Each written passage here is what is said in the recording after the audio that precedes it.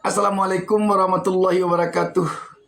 Jumpa lagi kita sahabat BN. Ada berita menarik tentang perjalanan dari proses seleksi calon pimpinan KPK.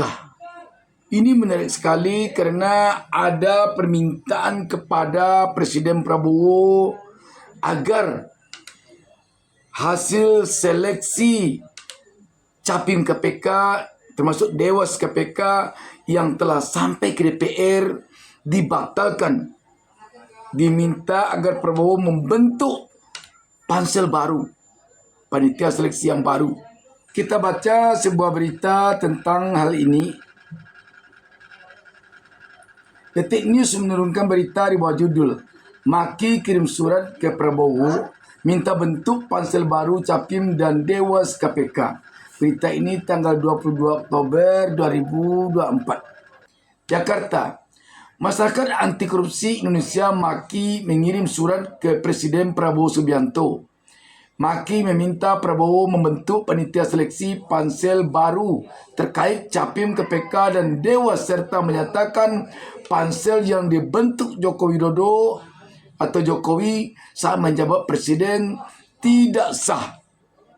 Ini beritanya memang ngiri-ngiri sedap ini.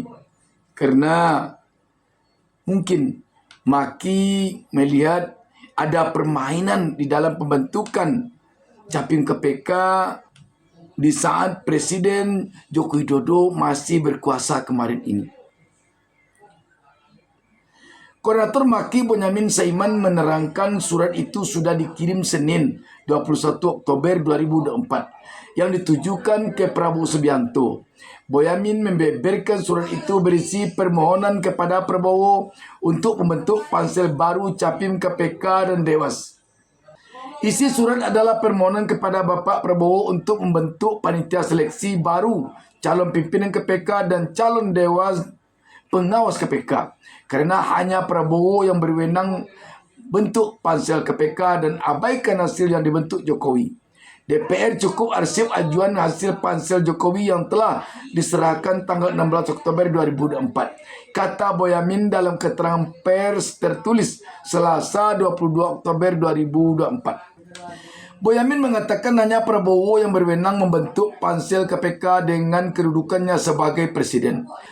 Dia mengaku khawatir pansel KPK yang telah dibentuk Jokowi terdahulu akan mudah dijadikan objek gugatan pra-peradilan oleh para tersangka kasus korupsi. Tersangka korupsi dapat dipastikan akan melakukan gugatan pra-peradilan untuk membatalkan status tersangkanya dengan alasan penetapan tersangka tidak sah dikarenakan dilakukan oleh pimpinan KPK yang dihasilkan oleh proses yang tidak sah. Dan saya yakin suatu saat akan ada hakim yang mengabulkan gugatan ini, ungkapnya.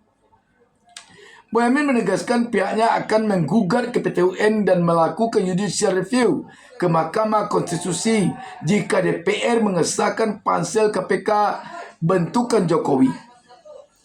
Jika DPR mengesahkan hasil Jokowi, maka saya akan gugat PT UN dan judicial review ke Mahkamah Konstitusi, kata Bonyamin.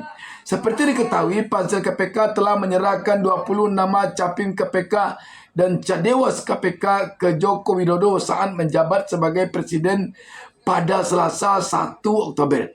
Total 20 nama itu nantinya diserahkan ke DPR untuk mengikuti fit and proper test atau uji kelayakan dan kepatutan. Kala itu, Jokowi mengaku masih menunggu proses administrasi di Kementerian Sekretariat Negara (Setnek) sebelum menyerahkan nama Capim dan Dewas KPK itu ke DPR. Menunggu selesainya administrasi dari Setnek. Kalau sudah selesai, nanti dibawa ke saya tanda tangani, kata Jokowi di IKN Kamis 6 Oktober lalu. Berikut ini 20 nama yang dimaksud. Capim KPK: Agus Joko Pramono, Aman Alamsyah Saragih, Joko Purwanto, Fitro Roha Yanto, Ibnu Basuki Widodo, Ida Budiati, Johanis Tanak, Michelle Rolandi, Kesnanta Barata, Pungki Indarti, Setio Budianto. Sedangkan Dewas KPK terdiri dari Beni Joshua Mamoto, Kisah Mirawati, Eli Fatriani, Gus Rizal, Hamdi Hasarbaini, Heru Krishna Reza, Iskandar MZ, Mirwazi, Sumpeno, Wisnu Broto. Jadi sahabat BN, ini merupakan hal yang sangat-sangat urgensi.